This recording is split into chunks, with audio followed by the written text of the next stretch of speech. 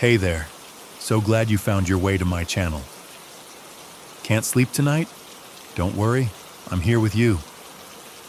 Let's spend this time together with some quiet stories, real ones from real people all around the world. If you enjoy what you hear, feel free to leave a like, comment, and subscribe to join our little midnight community. Now, let's begin our journey together.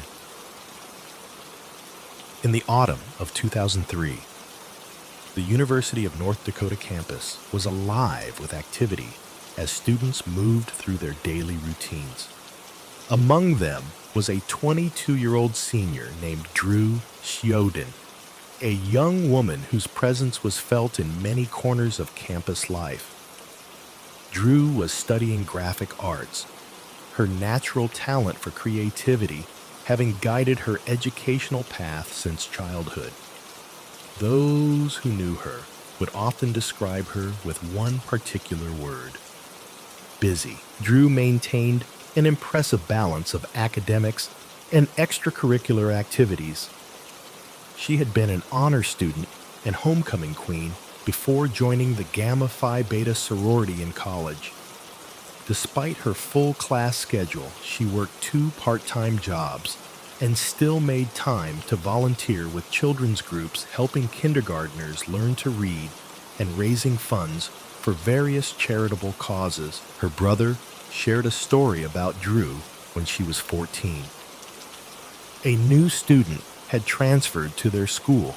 Knowing no one, Drew was the first to approach this student, taking her under her wing, and they became lifelong friends. This thoughtfulness was characteristic of her nature, always willing to offer support and give her time to help others. Throughout her younger years, Drew had played volleyball, basketball, and golf, showing considerable athletic promise. However, everyone who knew her recognized that art and creativity were her true calling. Her childhood nickname was Doodles because she was constantly drawing, taking photographs, or crafting something. Her stepfather would often observe, "I'd look and see a blank. She'd look and see depth, variety, and beauty." It was just natural for her. On November 27, 2003, the day began, like many others for Drew. She worked a shift at the Victoria's Secret store in the Columbia Mall in Grand Forks, finishing around 4 p.m. Afterward, she took some time to browse the stores, perhaps looking for something nice for herself or a gift for someone else. An hour later, at approximately 5 p.m., Drew called her boyfriend Chris. They had been dating for about 5 months, and he was also studying graphic design. During their conversation, Drew excitedly told him about a new purse she had purchased for her mother, mentioning that she had not only gotten it at a discounted price, but had also been able to use a gift card. She continued talking with Chris as she made her way through the mall and out into the cold winter air to find her car. As Drew approached her vehicle, Chris heard her say something that sounded like, okay, followed by, "Oh my God." Before the call abruptly ended, Chris wasn't immediately concerned. Perhaps the signal had dropped, or maybe he had only caught half of a complete sentence. He was carrying boxes at the time, holding the phone to his ear with his shoulder. Knowing that Drew had another work shift, soon he simply continued with his evening activities. At 7:40 p.m. Chris received another call from Drew's phone. When he answered, he could only hear static sounds, wind, and what seemed to be numbers being pressed. After about 20 seconds, the call disconnected. This unusual call raised Chris's concerns, and he contacted Drew's roommate Meg to check if Drew had returned home. Meg confirmed that Drew was not at their residence. Meg then called El Roco, a local bar where Drew was scheduled to work her second shift of the day. but she had not arrived there either. After several unanswered phone calls to Drew, both Chris and Meg realized it was time to contact the police and report her missing. By the time police began their search, it was nearly 11 p.m. Dark, bitterly cold, and snow was beginning to settle on the ground. Officers made their way to the Columbia Mall parking lot, which was mostly empty except for a few employees' vehicles. They quickly located Drew's red car. The back seats contained various scattered items. Changes of clothes, bags, and empty food wrappers. Rather than suggesting a search or struggle, the car's condition appeared to reflect the busy lifestyle of someone who was constantly on the move. The purse that Drew had purchased for her mother was still there, as was her wallet containing money and cards, items that would likely have been taken in a robbery. However, near the left back tire, on the ground, officers found something concerning: a small black case for a knife. This discovery immediately altered the trajectory of the investigation, suggesting something more sinister than a simple disappearance. Drew's father, Alan, rushed to the scene upon learning about his daughter's empty car and the police presence overwhelmed with emotion. He held a small vigil next to the vehicle, later describing it as a god-awful, terrible night. Crime scene experts examined the knife sheath and determined it was part of a set typically sold at Menards stores, which carried everything from furniture and tools to appliances, food, and toys. Although the knife case was distinctive, providing investigators with a specific lead, no blood was found in Drew's car, and there were no signs of a struggle. The locks didn't appear to have been forced, and nothing was damaged or broken. Based on this evidence and the timing of events, it seemed likely that Drew had been abducted at knife point shortly after reaching her car. Investigators knew that Drew had made 2 calls to Chris. One clearly from the mall, and a second call several hours later from an unknown location. After speaking with Chris, they quickly ruled him out as being involved in Drew's disappearance. Her ex-boyfriend Adam, whom she had dated for 3 years before meeting Chris, was also eliminated from the investigation. Approximately 25 miles away from the mall, searchers found one of Drew's shoes under a bridge. This discovery, combined with tracking the location of the second phone call, revealed that Drew had been taken to an area near Crookston, Minnesota. As she had been transported across state lines, the case required assistance from additional law enforcement agencies, including the FBI. The investigation quickly became high profile, attracting significant media attention. One investigator noted that Drew was everyone's daughter. Many people knew her well, and others saw themselves in this situation, fostering a strong desire to help. When officials requested volunteers to assist with the search efforts, an impressive 300 Grand Forks residents answered the call, motivated by their concern for Drew and their determination to bring her home. The case expanded rapidly. A detective recalled, in just a matter of a couple of days, it exploded. All kinds of TV trucks parked outside with their towers going up in the air.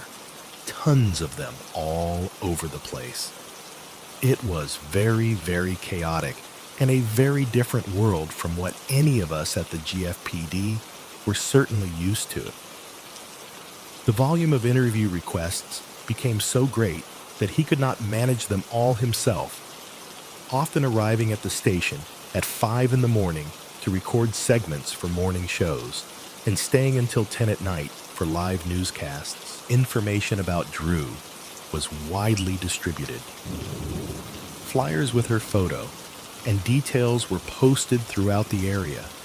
Emails were sent to every University of North Dakota student, faculty, and staff member, and hundreds attended vigils held in her honor. Investigators traced Drew's phone to within approximately 3 miles of a cell tower near the community of Fisher. The phone continued to ping until about 8 p.m., several days after her disappearance, when it was either turned off or the battery expired. Buses filled with volunteers traveled between Grand Forks and Fisher hourly as the number of people wanting to participate in the search continued to grow. Every possible location was thoroughly examined. Search teams literally overturned and checked every stone twice. Despite utilizing ATVs, search dogs, large groups of volunteers, and helicopters, no additional evidence was found. The harsh weather conditions, freezing temperatures, thick snow, and ice covering the ground made an already challenging search even more difficult. Nevertheless, no one was deterred, and no one was willing to give up. Mall security cameras had captured Drew wearing a bright pink top as she browsed the stores before purchasing the purse for her mother. Later footage showed her putting on her long dark coat as she headed outside into the cold winter evening. This timing matched her phone call to Chris. However, the surveillance tapes were not of the highest quality. Investigators faced challenges with the video recording systems, which often reused tapes that had been recorded over multiple times. Meanwhile, police were diligently working through more than 2,000 leads, but within a matter of days, they had exhausted all of them. While it was beneficial to rule out various possibilities, they were left without any clear suspects. 4 days after Drew vanished, investigators received a tip that seemed particularly significant. The caller reported seeing a known sex offender shopping in the Columbia Mall at exactly the same time Drew was there. Alfonso Rodriguez Jr. Law enforcement had already compiled a list of 9 individuals previously charged with abduction and sexual assault in the area. But Alfonso was the only one classified as a level 3 sex offender. Alfonso Rodriguez Jr. had been released from prison just 6 months earlier after serving a 23-year sentence. His criminal history dated back to 1974, when he was convicted of aggravated rape and attempted aggravated rape for attacks on 2 women. One of these women, Shirley, had offered him a ride home, recognizing him as a fellow student from school. During this encounter, he held her against her will and sexually assaulted her. He subsequently raped a second woman at knife point. Alfonso had received a 15-year prison sentence for these attacks, but for reasons that remained unclear, the judge did not impose the full sentence. Instead, Alfonso was placed in the Minnesota Security Hospital for treatment. In 1980, he was permitted to leave the hospital facility, and he offended again, attempting to kidnap and stab a third woman. She managed to escape and provided such a detailed description to police that they apprehended him almost immediately. Following this incident, Alfonso was sentenced to 23 years in prison and was released in May 2003. When Shirley heard about Drew's abduction, she immediately thought of Alfonso. Despite 30 years having passed since her own attack, the memory was still vivid, and she couldn't help wondering about his whereabouts on the night of Drew's disappearance. Within a day of hearing about it on television and looking on the internet, she said, "I called the numbers that were listed to tell them to make sure to check what Alfonso Rodriguez had been doing that evening." This lead proved crucial for the investigation, with a specific individual and time frame to focus on. Authorities reviewing the mall's surveillance footage were able to locate Alfonso on camera. The surveillance footage showed Alfonso walking aimlessly through the mall for approximately half an hour before Drew completed her shift at work. In the Target store, he moved up and down the CD aisle and circled the area repeatedly. His behavior suggested he was searching for something, though investigators doubted it was music. At 3:40 p.m., Alfonso approached the mall exits and sat down near the doors, seemingly unbothered by the cold breeze. He observed people coming and going, and just 10 minutes later, at 3:50 p.m., he put on his gloves and quickly stood up. The camera captured him, following a blonde woman outside as she pushed her shopping cart toward her car. He even looked directly into the camera as he left. While this woman was not Drew, his unusual behavior and the timing of his actions raised significant concerns. Investigators located Alfonso in Crookston, working at a construction site just a few miles from where Drew's shoe had been found under the bridge. When questioned about his activities on the day of Drew's disappearance, he acknowledged being in Grand Forks, claiming he had been shopping for clothes and watching a film. Investigators already knew he hadn't purchased any clothing at the mall, and a quick verification revealed that the movie he mentioned wasn't showing at the time he claimed to have seen it. Alfonso consented to a search of his car, insisting he had nothing to hide.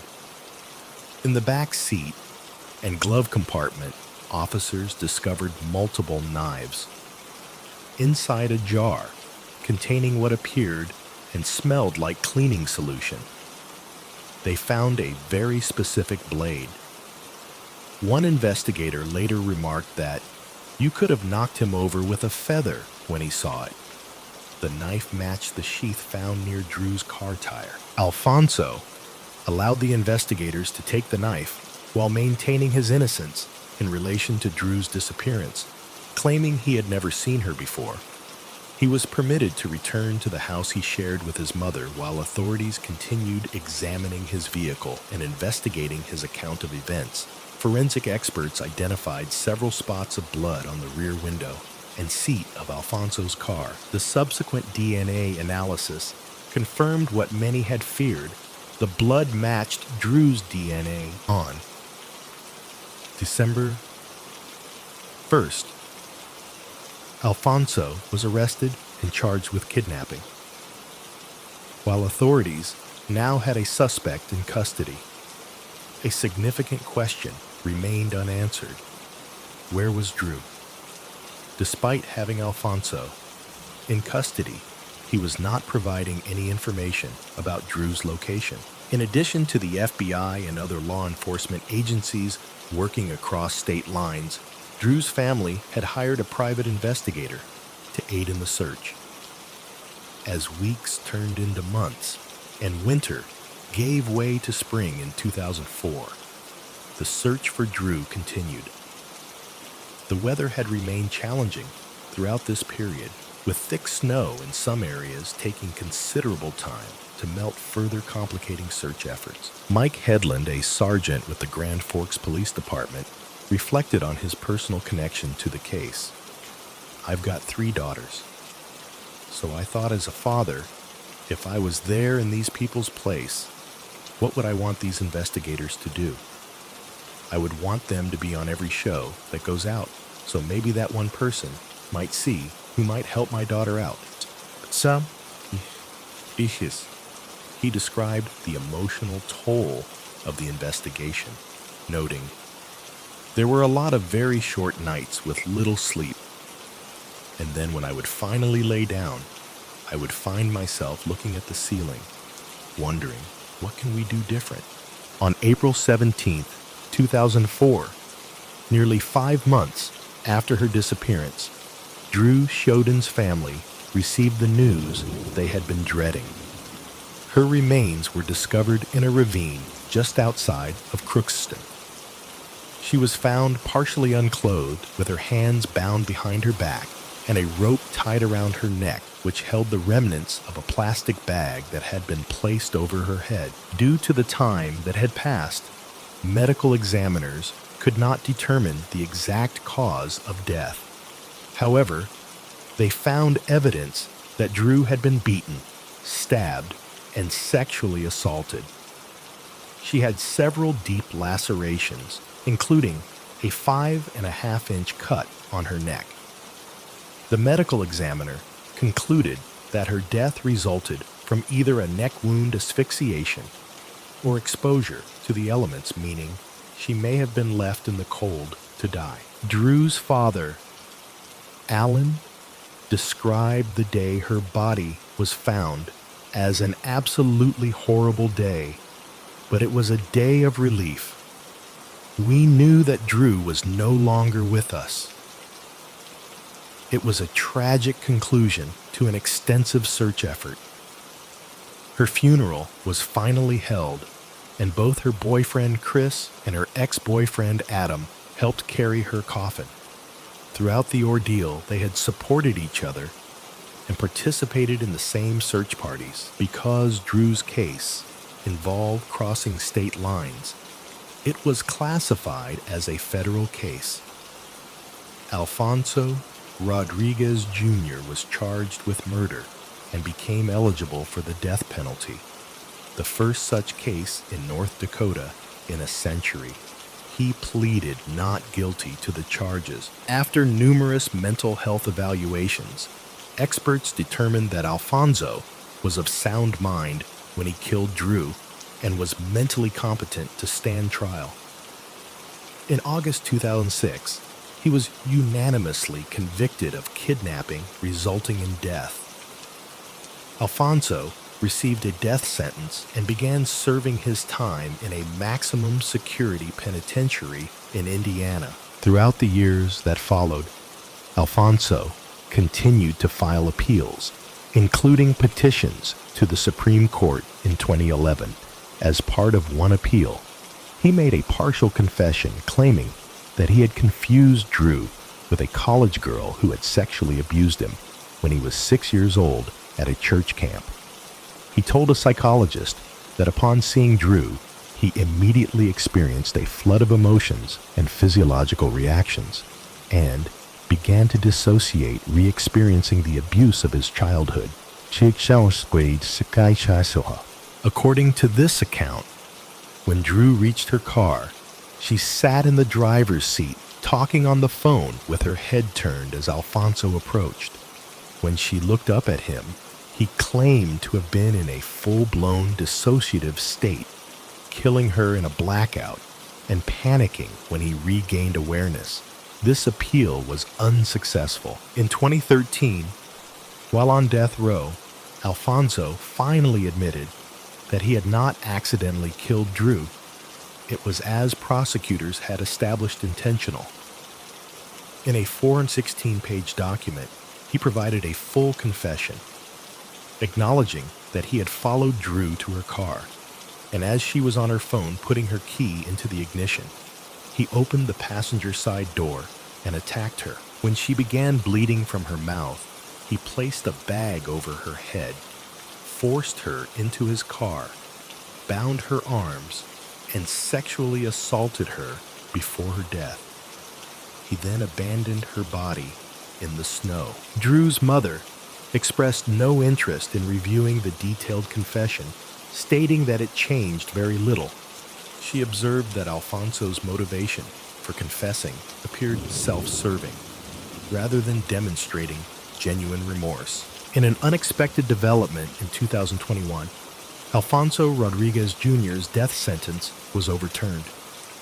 A judge determined that his constitutional rights had been violated during the trial due to misleading testimony from the coroner, his lawyer's failure to present the possibility of an insanity defense, and evidence of severe post-traumatic stress disorder. Bob Heels, who had served as the family's private investigator, expressed profound disappointment with this decision, noting that it established a troubling precedent for similar cases. Heels reflected on the significance of the case, stating, "I think in my 37-year career, this is the one that sticks out in my mind as something I'll absolutely never forget. What he did was just one of the most horrific things that somebody can ever imagine, and this should have been over a long time ago." On May 18th, 2023, Alfonso Rodriguez Jr., was sentenced to life in prison without the possibility of parole. November 22, 2023 marked the 20th anniversary of Drew's disappearance, an event that had shocked the community, the region, and the nation. Mike Headland, who had been the public information officer for the Grand Forks Police Department when Drew went missing, noted the unusual level of national attention the case received. There wasn't a whole lot going on in the nation right then, but the nation had their eyes on Grand Forks, North Dakota. I've never seen anything like that. Headland observed that in the years since Drew's disappearance, the community has preserved her memory.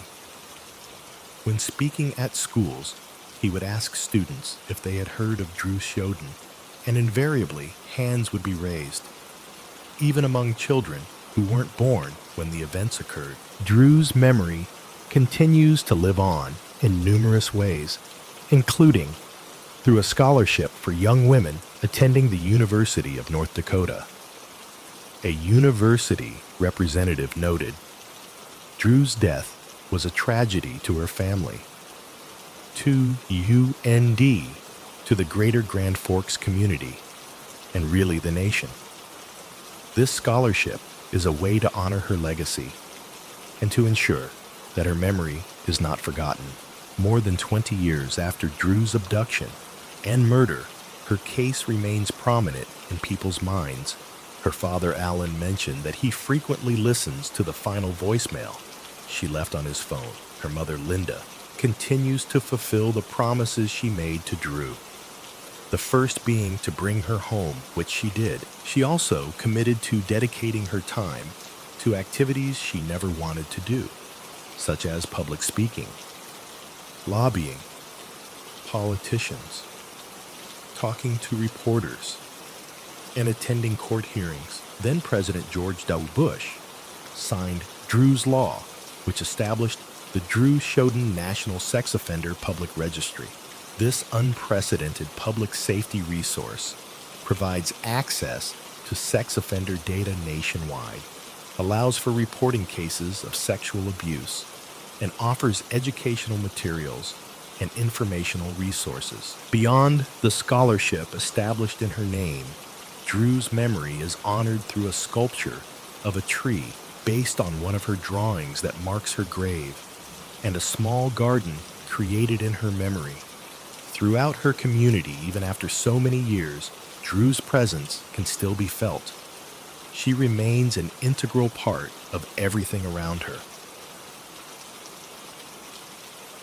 The gentle autumn light was fading over Manhattan's Upper West Side on October 25, 2012. The neighborhood, with its elegant brownstones and proximity to Central Park, was home to the Krim family, Kevin Marina, and their 3 young children. The family resided in a 10-story apartment building on West 75th Street, just a block away from the park's verdant expanse. Kevin Krim, 37, worked as a senior vice president for CNBC Digital. His wife, Marina, 36, had previously worked as a kindergarten teacher after earning a master's degree in education, but had chosen to focus on raising their children. 6-year-old Lucia, affectionately called Lulu, 2-year-old Leo, and 3-year-old Inez, known as Nessie. To help with childcare, the family had employed 50-year-old Jocelyn Ortega as their nanny for the past 2 years. That afternoon, a neighbor named Charlotte had encountered Jocelyn in the building's elevator with 2 of the Krim children. Charlotte had spoken warmly to the little girl, telling her how beautiful she was. The child had responded with a bright smile and a simple, "Thank you." Nothing about this brief interaction suggested anything unusual about the day. Marina had taken Nessie to a swimming lesson while Lulu and Leo remained at home with Jocelyn. The two had arranged to meet later, but as the afternoon progressed, Marina grew concerned when she received no response to her text messages. "Where are you? Where's Lulu?" She had written her concern growing with each passing minute. Eventually, Marina decided to return home with Nessie to check if everything was all right. Upon arriving at their apartment, she found it unnervingly quiet and dark, with all the lights turned off. Puzzled, she went back downstairs to speak with the doorman, asking if Jocelyn had left with the children. When he confirmed they hadn't, Marina returned to the apartment to search more thoroughly. Inside, she noticed her daughter's bag and her son's stroller in their usual places, signs that they should still be at home.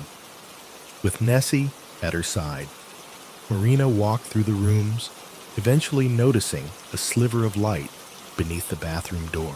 What Marina discovered in that bathroom would forever alter the course of her life. There in the bathtub lay the bodies of Lucia and Leo. The bathroom showed signs of violence, with blood on the floors and walls nearby. Stood Jocelyn, who locked eyes with Marina before picking up a knife and inflicting wounds upon herself. Marina's anguished screams resonated through the building. Charlotte, who had been in the elevator less than an hour after her earlier encounter with the children, described hearing what she called a primal scream, a sound of pure terror unlike anything she had ever heard before. Other neighbors also heard the distressing sounds and came to investigate. The doorman immediately contacted emergency services, and police soon arrived at the scene. They found Marina in the lobby, distraught and holding Nessie close to her. One neighbor described her as inconsolate, hysterical, frantic, words that could only begin to capture the depth of her distress. When emergency responders entered the apartment, they encountered a scene of profound tragedy. 2 bloodied knives were discovered, one in the hallway and another in the bathroom sink. Meanwhile, Kevin Krim was returning from a business trip, arriving at John F. Kennedy International Airport. There he was met by 2 plainclothes officers who informed him of the tragic events that had unfolded in his absence. Kevin listened to a voicemail. Marina had left him. Filled with her screams of anguish, Jocelyn was taken from the building on a stretcher in critical condition and transported to New York Presbyterian Hospital. Her self-inflicted neck wound had somehow missed all major arteries and veins. She would survive her injuries. Lucia and Leo were taken to St. Luke's Roosevelt Hospital Center, but sadly both children were pronounced deceased upon arrival. As the community struggled to comprehend this tragedy, memorials began forming outside the apartment building. Marina and Nessie were escorted from the building by police covered with a white sheet to shield them from photographers. Marina was taken to the hospital to receive treatment for trauma. Jocelyn Ortega, affectionately called Josie by the children, had been born in Santiago de los Caballeros in the Dominican Republic, before moving to the United States and becoming a naturalized citizen. In Manhattan, she lived with her sister, niece, and son. Her connection to the Krim family had come through her sister, who was also a nanny. The sister's employer had a child who attended the same preschool as Lucia. During a ballet class, Jocelyn's sister had approached Marina, asking if she employed a nanny. At that time, the Krims had recently relocated to New York and were considering hiring someone to assist with childcare. They requested a reference for Jocelyn, which appeared positive. However, it would later emerge that a relative had provided a false reference claiming Jocelyn had cared for a child who did not actually exist. Marina maintained a blog called Life with the Little Krim Kids, where she documented their family experiences. Her posts revealed that Jocelyn had become an integral part of their family life. In February 2012, just months before the tragedy, the Krim family had traveled to the Dominican Republic for 9 days, spending part of their time with Jocelyn's sister. Marina had written on her blog, "We spent the past 9 days in the Dominican Republic. We spent half our time at our nanny, Josie's sister's home in Santiago, and the rest at Balcones de Atlántico in Las Terrenas, a condo-style hotel where the real housewives of Dominican Republic and their families hang on weekends. It was wonderful. We met Josie's amazing familia, and the Dominican Republic is a wonderful country. Another blog post from September 30th showed Marina's deep affection for her son. One of the best parts of my day is after I drop both girls off at school and have 3 precious hours with little Leo all to myself. Okay, I'm getting near cheesy. I adore this boy so much. As news of the tragedy spread, the community responded with profound shock and sadness. As one news report described it, as news began to spread about what had happened, so many were in a state of absolute shock and dismay. Memorials soon began to form outside the building. Another observer noted, "They came to the Upper West Side today and stared silently, hopelessly, trying to make some sense of all the horror and pain here. But how in the world do you make sense out of this?" As investigators looked deeper into Jocelyn's life, they sought to understand what might have led to such a tragic outcome. They learned that several months before the incident, Jocelyn had moved her 17-year-old son from the Dominican Republic to New York, hoping to enroll him in a private school. Her brother had agreed to cover the first year's tuition, but Jocelyn would be responsible for subsequent fees. Jocelyn had separated from her son's father in 2001. When contacted, her ex-partner expressed shock at what had occurred, saying he had no idea what demons were raging. Jocelyn's niece described the incident as shocking, adding, "She loved those kids. I don't know what would make her do this." The niece mentioned that her aunt had seemed a little off and had been acting kind of nervous lately. Neighbors in Hamilton Heights had noticed changes in Jocelyn's demeanor. According to them, she appeared to have lost weight and seemed unhappy, nervous, and agitated. She had recently moved back to Hamilton Heights after losing her apartment in the Bronx and had been selling items to supplement her income. When speaking with investigators, Jocelyn mentioned experiencing financial difficulties.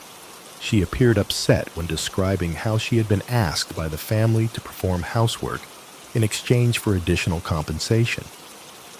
"I'm paid to watch the children, not clean up, and do housework," she reportedly said. The day before the tragedy, Jocelyn had asked a longtime acquaintance, Fausto Cornell, if his wife would take her to see a psychologist, which she did. As Jocelyn recovered from her self-inflicted injuries in the hospital, she was initially in what was described as a catatonic state, eventually communicating by mouthing words and pointing to letters of the alphabet.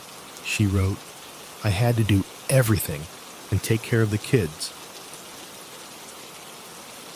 I worked as a babysitter only, and she wanted me to do everything. She wanted 5 hours of cleaning every week." In November 2012, Jocelyn Ortega was formally indicted with first-degree murder while still in her hospital bed.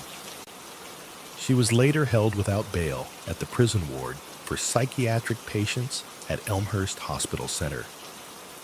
As her hospitalization continued, the severity of what had happened was coming into clearer focus, Kevin.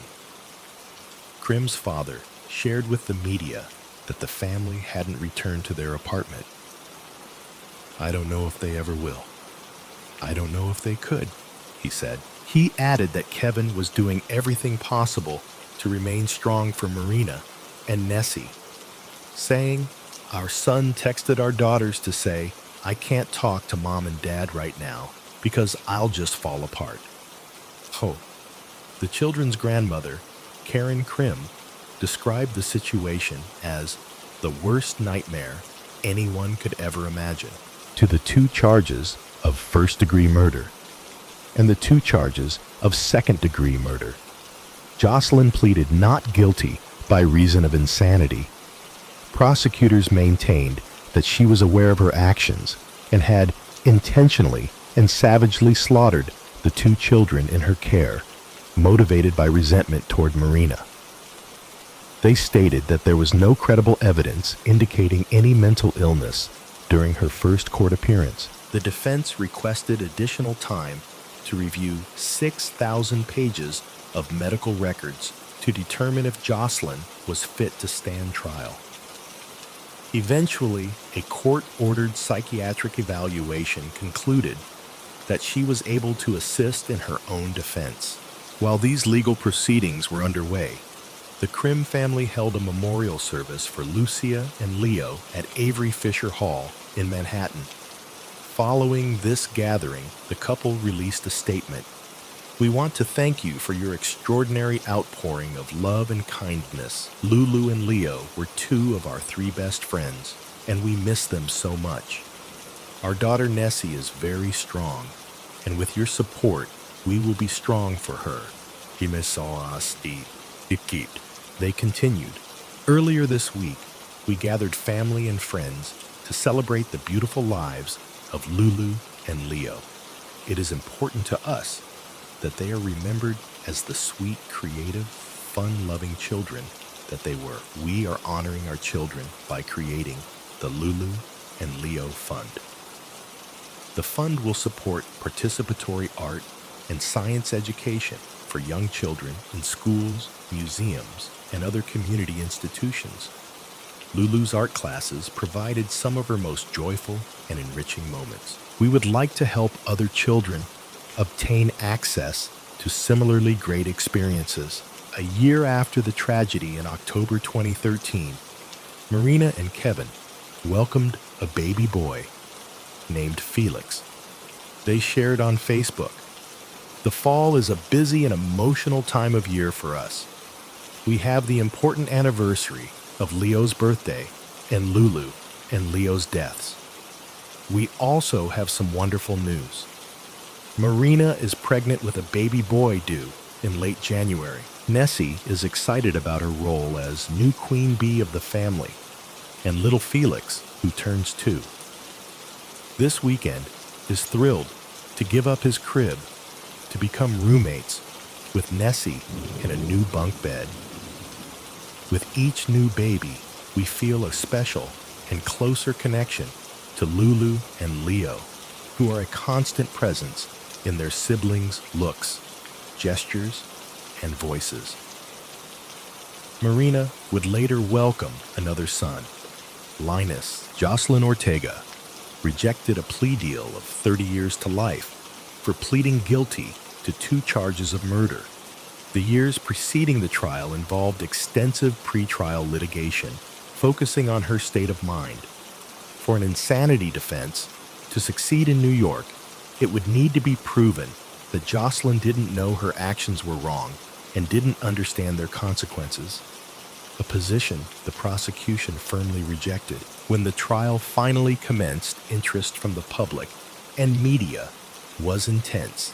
Assistant District Attorney Stuart Silberg made clear the prosecution's position.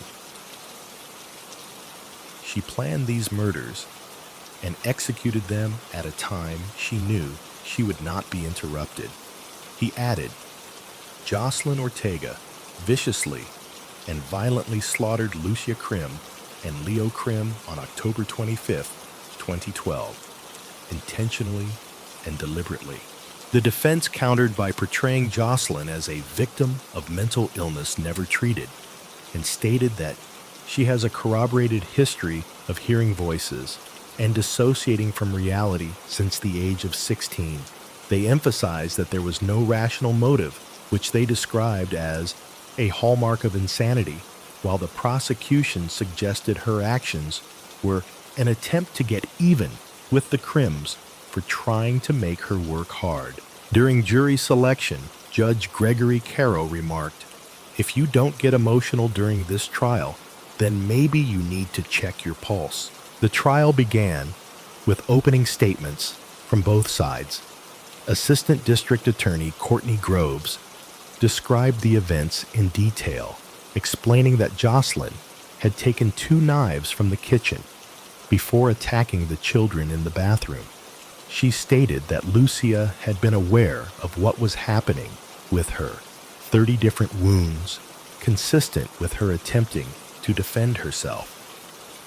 The severity of the injuries was such that first responders initially thought the children might have been decapitated. She planned these murders and executed them at a time she knew she would not be interrupted. Groves said regarding Jocelyn's appointment with a psychologist just before the killings, it was revealed that this was her only contact with a mental health professional in 30 years. Dr. Thomas Caffrey testified that Jocelyn had consulted him about feelings of guilt, anxiety, and depression, but did not appear to pose a risk to herself or others. He stated there was no evidence suggesting she suffered from hallucinations or delusions. The defense argued that Jocelyn had experienced episodes of psychosis and hallucinations since adolescence, relying on faith and prayer rather than seeking professional help. After the tragedy, she reportedly told a psychiatrist that she had felt the devil penetrate her body and had heard voices instructing her to harm the children. Mental illness does not announce itself like a bad cough or a limp. The defense stated, sometimes it sneaks up and nestles in before anyone takes notice. The prosecution countered that Jocelyn's behavior on the day of the incident suggested awareness of her actions. They noted that she had left her phone behind and had hung important documents on her apartment doorknob. Actions they interpreted as putting her affairs in order. Her plan that day was to kill the Krim children and to kill herself, they stated. Marina provided emotional testimony during the trial. It's like a total horror movie, she said. I walk down the hall and I see the light on under the door. I see Lulu. I knew that she was dead. She is lying in the bathtub and her eyes are open. I see Leo next to her. They had blood on them. Then I see the defendant blood all over her and eyes bugging out, Marina added. All I remember saying to her is, I hate you. When cross-examined about her discussions with police after the tragedy, Marina became upset and responded, I don't remember what I said that day. I was grieving in a massive way. She testified that a few weeks before the incident, she had seen the nanny looking at her with this glare on her face that was just pure evil. A really weird, mean look. The emotional weight of the proceedings affected everyone involved. After Marina's heart-wrenching testimony, jurors were visibly moved, with many observed leaving the courtroom in tears. This reaction was noted by reporters present. We saw jurors in tears as they left the courtroom after hearing Marina Krim's heartbreaking testimony.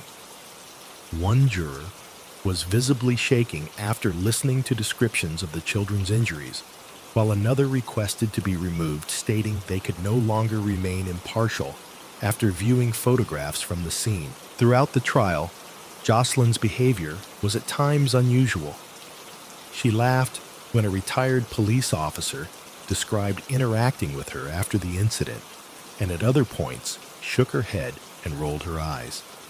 While crime scene photographs were shown, she chose not to look at them, instead staring straight ahead. In contrast to the emotional responses from others in the courtroom, one observer noted that Yaselin Ortega sat nearly still as 4 guilty verdicts were read, only moving once to wipe a tear from her cheek. Jocelyn's son testified during the trial, referring to the killings as an accident when questioned about this choice of words by the prosecutor, who asked, I'm sorry, did you just say the accident? he responded. Unfortunately, 2 children died. While some had reported that Jocelyn appeared troubled before the incident, her son stated he hadn't observed this, though he acknowledged she seemed sad and depressed on the day of the tragedy. He mentioned that she had kissed him goodbye and waved him off to school as usual that morning. Kevin Krim also provided testimony that moved jurors to tears. He described saying goodbye to his children. Lulu and Leo were lying on hospital beds, sheets up to their chins. They looked beautiful and strange. They had lost a lot of blood, so they were blue, but they still had this perfect skin, the long eyelashes. I knelt down and I kissed them and I said goodbye. After 2 months of trial proceedings and 2 days of deliberation, the jury reached their verdict. As reported in the media, a jury today convicted a nanny of murder and the brutal stabbing of 2 young children in her care. Jocelyn Ortega was found guilty of killing 6-year-old Lulu Krim and her 2-year-old brother Leo. She was convicted of 2 counts of first-degree murder and 2 counts of second-degree murder. Throughout the verdict reading, she remained nearly motionless, displaying little emotion as the court's decision was announced. The jury's decision had not come easily. One juror later stated, "We were divided at the beginning, and we were divided until the moment we made the decision." Another added, "This was a very difficult decision for all of us. While the basic facts were very clear from the beginning, we also wanted to be sure that we were giving everybody a fair opportunity. It was not a decision we reached lightly or easily. There were some raised voices and a lot of tears, but I think we all feel good that we addressed all of the issues and fairly weighed everything that was presented to us." Following the verdict, Kevin Krim wrote on social media that he had hugged as many jurors as possible, expressing that they had been through hell during the trial. "This process has been very challenging for us," he wrote, "but it has also reaffirmed our love of New York, a city that Lulu and Leo loved dearly." At the sentencing hearing, Kevin addressed the court describing Jocelyn as an evil and utterly dangerous narcissist and a complete failure. He requested that the judge ensure the defendant can never leave prison alive. He continued, "The defendant knows nothing of responsibility or remorse. She should also know nothing of hope. And more importantly, it is right that she will go from being hated by the world to being forgotten by the world before she's become dead, while Lulu and Leo's siblings and legions of family and friends, even friends who never knew them, will never forget their inspiring legacies." Kevin added, "In my best moments, I feel Leo inspiring me and carrying me forward. In my most difficult moments, I try to ask myself what Lulu and Leo would choose to do. It's the best guidance list of us could ever hope to have." Marina also spoke at the sentencing. "My family and I, we create and build. The defendant may think she destroyed Lulu and Leo, but she is a failure. In this too, Lulu and Leo are powerful forces. There are 2 stars now that will always lead us forward." Speaking through a translator in Spanish, Jocelyn expressed remorse. "I'm very sorry, but I hope that no one goes through what I have done." She added, "My life is in the hands of God. I ask God for Marina to be healed." And Jocelyn's defense attorney requested mercy, asking that she be placed in protective custody with access to mental health professionals. Judge Gregory Caro, however, described her actions as pure evil and commended the jury for rejecting the insanity defense. "Your planning and forethought regarding your suicide plan on that day was certainly unmistakable," he stated. "What's unclear? And it's unclear, mainly because you claim to have a lack of memory is why you decided to take the lives of the children. Jocelyn Ortega was sentenced to life in prison without the possibility of parole. In the aftermath of this profound tragedy, the Krim family channeled their grief into creating meaning and positive change. As reported in the media at the time, the parents are channeling their pain into a new initiative named For Their Children, advocating for legislation that makes falsifying references on job applications for caregivers a crime.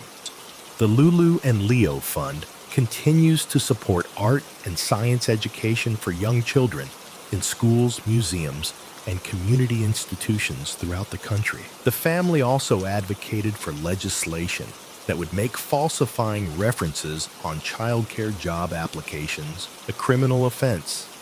We were deceived and betrayed by the defendant's family, who remain wholly unaccountable for their roles in the murders of our children. They stated, "Every child deserves a caregiver who is honest and responsible, and no one should think they can lie when it comes to the care and safety of our children." Their response to unimaginable loss has been characterized by dignity, strength, and grace. Through their ongoing efforts, the memories of Lucia and Leo continue to inspire positive change, ensuring that their brief lives leave a lasting legacy of creativity, learning, and joy for other children. The autumn light still falls gently on the Upper West Side, and life continues its steady rhythm. For the Krim family, their journey forward remains guided by the memory of two beloved children who brought immeasurable light to their world during their short time here. East Harling in Norfolk is a place where peace seems to settle naturally amongst its small cottages and winding lanes. It's the kind of village where neighbors know each other by name, where the local shop keeps track of regular customers' preferences, and where the surrounding heath offers a sanctuary of tranquility for those seeking the simple pleasure of a quiet walk. In this peaceful setting lived 83-year-old Peter Wrighton, a man who had retired after 35 years of dedicated service with BT. Peter shared his home with Anne, his wife of 59 years, and their two beloved dogs, Gemma and Dylan. Their days followed a gentle rhythm, with mornings often beginning with Peter rising at 7:30, preparing breakfast for the dogs, and making a cup of tea for Anne. Peter and Anne were known for their compassion toward animals. They frequently opened their home to foster rescue dogs, providing them temporary care until permanent homes could be found. This kindness was characteristic of Peter, who was described by those who knew him as someone who never had an unkind word for anyone. The heath near East Harling was one of Peter's favorite places. The woodland paths, dappled with sunlight filtering through the trees, provided the perfect setting for his daily walks with Gemma and Dylan. These walks were a cherished routine, a simple pleasure in his retirement years. On Saturday, August 5th, 2017, Peter's day began as it usually did. He woke up, tended to the dogs, made tea for Anne, and prepared for his morning walk. Before heading to the heath, he stopped to purchase some rolls and cakes as a treat for his wife. It was a thoughtful gesture that reflected the considerate person he was. What Peter couldn't have known as he set off with Gemma and Dylan that morning was that this ordinary day would mark the end of his life and send shockwaves through the peaceful community of East Harling. At approximately 10:20 that same morning, a couple named Anne and Nigel Precious were enjoying their own walk through the woodland with their dogs. As they made their way along one of the paths, they noticed something unusual: two dogs without an owner approaching them. As they continued walking, they observed what appeared to be bloodstains on the ground near some brambles. What they initially thought might be a mannequin came into view, but they soon realized with growing horror that they were looking at the body of a man partially covered by brambles. The nature of the injuries was immediately concerning. Nigel bent down initially, thinking to help the person up, but when he saw the extent of the injuries, he realized there was nothing that could be done. The two dogs that had approached them were Gemma and Dylan, Peter's faithful companions who had remained by his side after the attack until they heard the couple approaching. These loyal animals had stayed with their owner in his final moments, a poignant detail in an otherwise tragic discovery. Police were called to the scene, and the once quiet woodland was soon filled with the sounds of activity as officers secured the area and began their investigation. Peter's wife, Anne, not knowing what had happened, had grown concerned when her husband didn't return and had gone out searching for him. She arrived at the scene as police were conducting their initial assessment. Officers took Anne home to explain the devastating news that her husband of nearly 6 decades had been found murdered. Meanwhile, Peter's body was taken for post-mortem examination to determine the cause and circumstances of his death. The medical examiner would later confirm that this was not a random accident or animal attack, as some had initially speculated. Peter had sustained approximately 45 stab wounds, many concentrated around the back of his neck. There was also a deep slash wound to his neck that had penetrated through to his spine. Despite his age and the ferocity of the attack, evidence suggested that Peter had fought to defend himself, with wounds on his hands indicating where he had tried to grab the blade from his attacker. The peaceful village of East Harling, accustomed to celebrating community events and sharing good news, now found itself at the center of a shocking murder investigation. In the days following the discovery of Peter's body, the community of East Harling experienced a profound shift in atmosphere. The sense of safety that had long characterized this peaceful village was shaken. Residents who had always felt comfortable walking alone on the heath now hesitated to do so. Parents kept their children closer to home. The idea that such violence could occur in their midst was difficult to comprehend. Flowers appeared on the heath in tribute to Peter, a spontaneous memorial that spoke to the impact of his loss. His family released a statement describing him as an immensely kind person who never had a bad word to say about anybody, and people always seemed to take a liking to him. These words painted a picture of a man who had lived his life with gentleness and consideration for others. Detective Superintendent Andy Smith addressed the public, acknowledging the gravity of the situation while also providing reassurance that every effort was being made to find answers. We have already heard from more than 220 people, but we will be exploring all avenues in our inquiries, and we are still keen to hear from more, he explained. Chief Superintendent Mike Fauci emphasized the scale of the response, noting that more than 100 officers and staff were working on the inquiry, with specialist assistance from the National Crime Agency and other forces. I can assure local residents that our presence will remain in the area for the foreseeable future, and I hope this provides local communities with confidence that we are here to support and protect them, he said. The investigation began with establishing a timeline of Peter's final morning. It was determined that he had visited a local shop at 9:57 a.m., and less than 20 minutes later, his car was seen heading toward the heath. These simple details would later prove significant in reconstructing the events of that day. Given the seemingly random nature of the attack and the lack of obvious motive, nothing had been stolen from Peter. Investigators knew they needed the public's help. They issued media appeals for information, particularly focusing on 3 men who had been seen in the area around the time of Peter's death and who had not yet been identified. One of these individuals was described as changing his shirt in the area where Peter's body was found. Another was said to be wearing what were described as heavy-duty flip-flops. The third was reported to be wearing dark clothes. Police emphasized that these individuals were not necessarily suspects, but might have valuable information about what had happened on the heath that morning. Among those who came forward was a local dog walker, also named Peter, who had been on the heath around the time of the murder. He described seeing a man who seemed out of place, someone who was alone, not walking a dog, and dressed inappropriately for a walk in the woodland, wearing flip-flops, shorts, and a shirt. This man had kept his head down, avoiding eye contact or conversation with others in the area.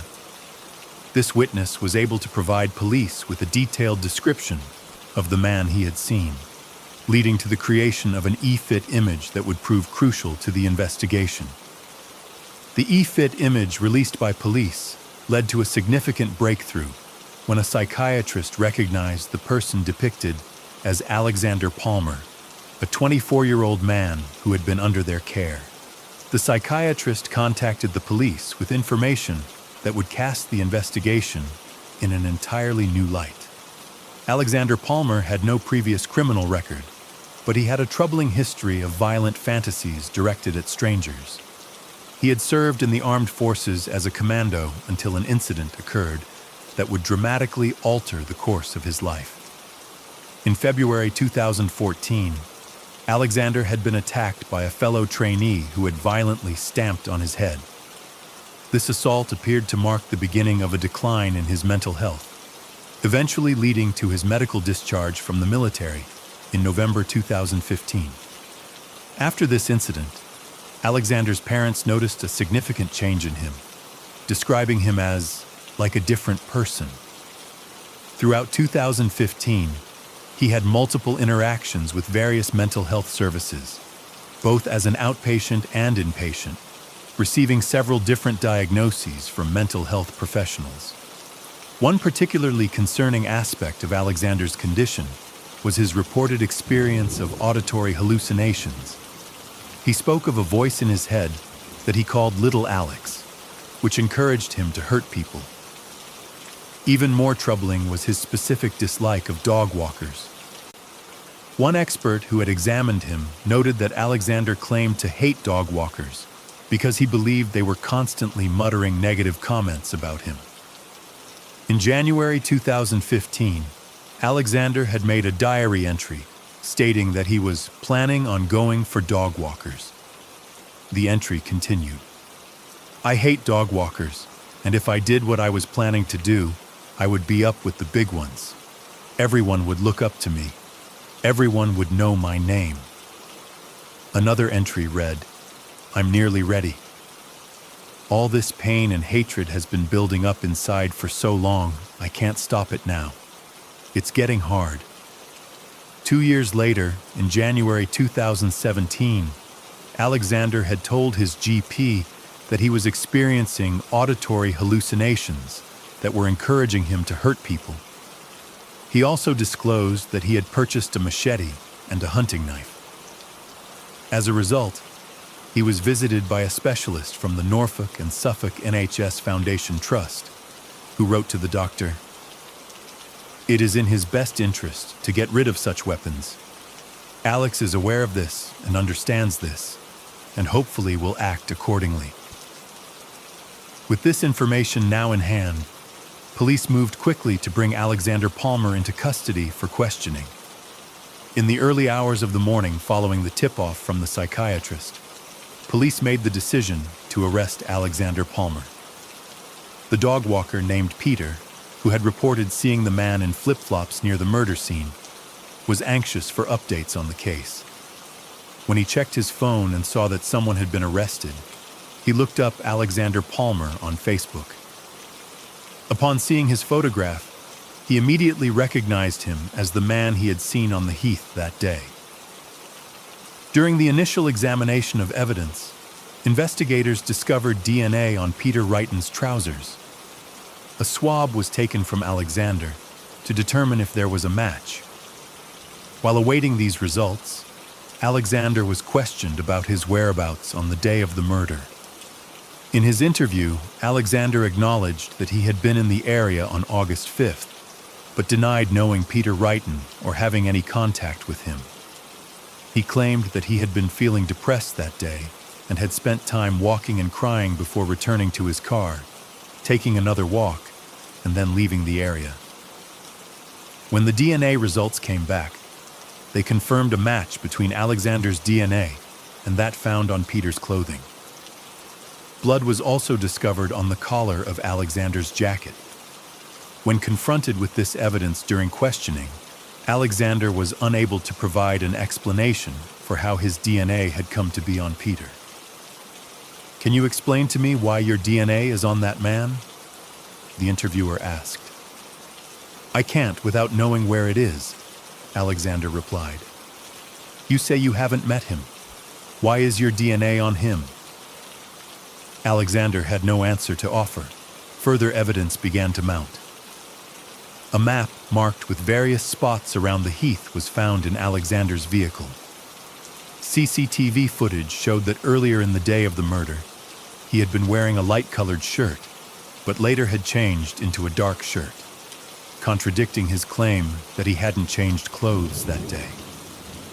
A search of Alexander's phone revealed a photograph of a knife that, according to the forensic pathologist, could have been the weapon used in Peter's murder. This knife was never recovered. The phone also contained a selfie that Alexander had taken shortly after the time of Peter's death. Additionally, cell phone records placed Alexander in the area of the heath from 10:19 a.m. until 10:51 a.m. on August 5th, before his car was seen driving north on the A11 highway. Importantly, investigators discovered that this was not Alexander's first visit to the area. 2 weeks before Peter's murder, he had driven down the same route to the heath, suggesting familiarity with the location. With the accumulation of DNA evidence, witness testimony, and the inconsistencies in Alexander's account, police made the decision to charge him with the murder of Peter Wrighton. The next stage would be to determine if he was fit to stand trial, requiring evaluations to assess whether he understood right from wrong and whether the attack had been premeditated. Following these evaluations, it was determined that Alexander Palmer was indeed fit to face trial, which began in February 2018. During the trial, the court was shown interviews with Alexander Palmer in which he discussed the voice in his head that he called Little Alex. When asked if this voice was present during his interview, he indicated that it was, describing it as coming from behind him, but also being in his head. He acknowledged that the voice was always there, but claimed that it didn't tell him what to do or force him to take specific actions. Alexander chose not to testify during the trial. His defense lawyer argued that he was suffering from a mental disorder at the time of the attack, stating, "There is plenty of evidence that he was psychotic. The assault on him by a fellow trainee commando back in 2014 appears to have precipitated his mental disorder. There was not any evidence of any aggressive conduct previously." The prosecution presented evidence of Alexander's statements to hospital staff during his treatment in 2015. He had told them, "I will plan out the method in my head. Go to the desired place where I wish the scene to be set, and then I will carry out the act of hurting someone. It can be anyone that it happens to." The prosecutor emphasized Alexander's expressed desire to kill strangers, noting that dog walkers seemed to be a particular bugbear of his. Detective Superintendent Marina Erickson, who had led the investigation, testified that Alexander had been callous and extremely calculated in his approach to Peter's death. Officers first on the scene described the incident as an animal attack, and I think that description is still accurate, she said. Palmer is a dangerous individual who was truly animalistic in his actions. PC Andrew London from Norfolk Police, one of the first officers to arrive at the scene, told the court that he had never seen injuries like those inflicted on Peter Wrighton. He described the very large pool of blood surrounding the body and the unusual nature of the wounds. Anne Precious, who had discovered Peter's body while walking with her husband Nigel, recounted how she had initially thought he had fallen and was going to help him up before she saw the extent of his injuries and realized he was deceased. Nigel Precious described seeing a large open wound on the neck and a lot of blood on the other side of the path, adding, "I think I was a little bit in shock. I first thought it was a mannequin." After hearing all the evidence, the jury took just 43 minutes to reach their verdict. Alexander Palmer was convicted of murder and sentenced to life in prison with a minimum term of 28 years. The judge decided that he would serve his sentence in the general prison population rather than in a psychiatric facility. During the sentencing at Nottingham Crown Court, Mr. Justice Goose addressed Alexander. "Your offense was substantially aggravated in its seriousness. Firstly, by the fact that there was a significant degree of planning and of premeditation for this murder. Secondly, the victim was particularly vulnerable, being aged 83 and alone. Thirdly, by the extent of the savage violence you used to kill him.